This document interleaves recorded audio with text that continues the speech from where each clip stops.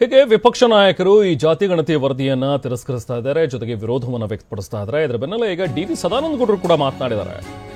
ಮಾಜಿ ಮುಖ್ಯಮಂತ್ರಿ D V Sadananda ಗೌಡರು ಜಾತಿ ಗಣತಿ ವರದಿ ಇದು ಒಕ್ಕಲಿಗ ಜನಾಂಗಕ್ಕೆ ಮಾಡಿರುವಂತಹ ಅನ್ಯಾಯ, ಇಡೀ ಸಮಾಜ ಸಿಡಿದೇಳಬೇಕಾಗುತ್ತೆ ಅಂತ ಡಿವಿಎಸ್ ಕಿಡಿಕಾರಿದ್ದಾರೆ. ಬೆಂಗಳೂರಿನಲ್ಲಿ ಮಾತನಾಡಿದ ಮಾಜಿ ಸಿಎಂ ಸದಾನಂದ ಗೌಡ ಹೇಳಿಕೆ ನೀಡಿದ್ದಾರೆ. ನಾವು ಯಾವುದೇ ಮೀಸಲಾತಿಯ ವಿರೋಧಿ ಅಲ್ಲ, ಆದರೆ ತಪ್ಪು ಲೆಕ್ಕಾಚಾರ ಮಾಡೋ ಮೂಲಕ ಸಿದ್ದರಾಮಯ್ಯ ಯಾರದೋ ಶಕ್ತಿಯನ್ನ ಕುಂದಿಸೋದಿಕ್ಕೆ ಹೊರಟಿದ್ದಾರೆ ಅಂತ ಆರೋಪಿಸಿದ್ದಾರೆ.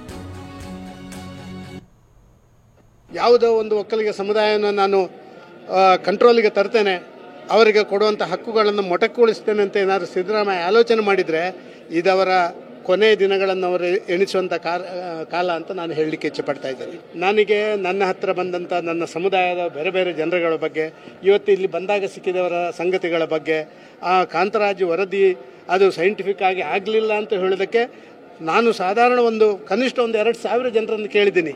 2,000 ಜನರಲ್ಲಿ ಎಲ್ಲ 50 ಜನ ಹೌದಪ್ಪ ನಮ್ಮಲ್ಲಿಗೆ ಯಾರೋ ಬಂದಿದ್ರು ಅಂತ, ಅದು ಕೂಡ ಯಾರೋ ಬಂದಿದ್ರು, ಬಾಕಿ ಅವರು ಮನೆಗೆ ಹೋಗಲಿಲ್ಲ. ಇವರು ಕೂತ್ಕೊಂಡು ಏನೋ ಸಿನಿಮಾ ನೋಡಿದ್ರೆ ಇಲ್ಲಿ ಎಲ್ಲರ ಮನೆಗೆ ಹೋಗಿದ್ದೇವೆ, ಭೇಟಿ ಕೊಟ್ಟಿದ್ದೇವೆ ಅಂತ ಸಿದ್ದರಾಮಯ್ಯ ಅಹಂಕಾರದ ತುತ್ತ ತುದಿಗೆ ತಲುಪಿಬಿಟ್ಟಿದ್ದಾರೆ ಸಿದ್ದರಾಮಯ್ಯರು. ನಾನು ಶ್ರೀಗರ ಪಕ್ಕದಲ್ಲಿ ಕೂತ್ಕೊಂಡಿದ್ದೆ, ಆದರೆ ಇದರ ಬಗ್ಗೆ ನಾನು ಇಲ್ಲಿ ಮಾತಾಡ್ತೇನೆ. ಇವತ್ತು ಶ್ರೀಗಳಲ್ಲಿ ಮಾತಾಡ್ತೇನೆ, ಇಲ್ಲಿ ಬಂದಂಥ 100 ಜನರಲ್ಲಿ ಮಾತಾಡ್ತೇನೆ, ನನ್ನ ಪಕ್ಷದ ಎಲ್ಲ ಜನಪ್ರತಿನಿಧಿಗಳಲ್ಲಿ MLAಗಳಲ್ಲಿ MP ಗಳಲ್ಲಿ ಮಾತಾಡ್ತೇನೆ.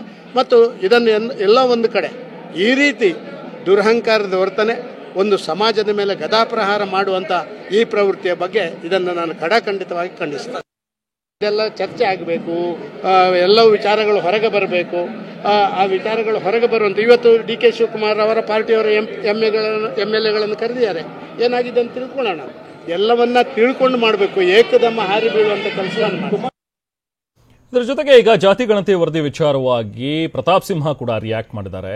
ಇನ್ಫ್ಯಾಕ್ಟ್ ಈ ವರದಿ ಬಗ್ಗೆ ಕಾಂಗ್ರೆಸ್ನಲ್ಲೇ ಗೊಂದಲ ಇದೆ ಅಂತ ಹೇಳಿ ಮೈಸೂರಿನಲ್ಲಿ ಬಿಜೆಪಿಯ ಮಾಜಿ ಸಂಸದ ಪ್ರತಾಪ್ ಸಿಂಹ ಆರೋಪಿಸಿದ್ದಾರೆ. ಸಿದ್ದರಾಮಯ್ಯ ತನ್ನ ಪಕ್ಷ ಹಾಗೂ ಪ್ರತಿಪಕ್ಷವನ್ನ ಕುರಿ ಮಾಡ್ತಾ ಇದ್ದಾರೆ, ವಾಸ್ತವ ವಿಚಾರ ಮರೆಮಾಚೋದಕ್ಕೆ ಜಾತಿ ಗಣತಿ ಮೂಲೆಗೆ ತಂದಿದ್ದಾರೆ ಅಂತ ಆರೋಪಿಸಿದ್ದಾರೆ.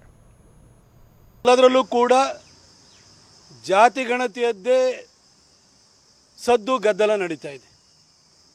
ನಿಜಕ್ಕೂ ಹೇಳಬೇಕು ಅಂದರೆ ಸಿದ್ದರಾಮಯ್ಯನವರು ಎಂತಹ ಒಬ್ಬ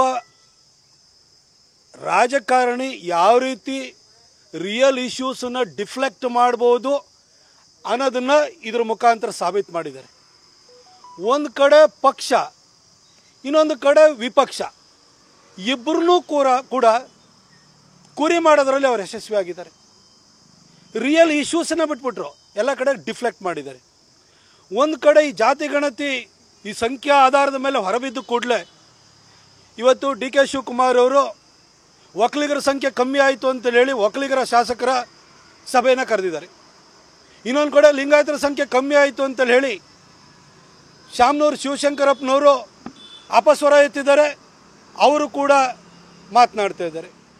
ಮತ್ತೊಂದು ಕಡೆ ದಲಿತ ನಾಯಕರು ನಮ್ಮ ಸಂಖ್ಯೆ 1 ಕೋಟಿಗಿಂತ ಜಾಸ್ತಿ ಇದೆ ಅಂತೇಳಿ ಭಾಳ ಒಳಗಿಂದ ಒಳಗೆ ಖುಷಿ ಪಟ್ಕೊಂಡು ನಮಗೆ ಮುಖ್ಯಮಂತ್ರಿ ಸ್ಥಾನದಿಂದಲ್ಲ ನಾಳೆ ಲಭ್ಯವಾಗ್ಬೋದು ಅಂತ ಯೋಚನೆ ಮಾಡ್ತಿದ್ದಾರೆ.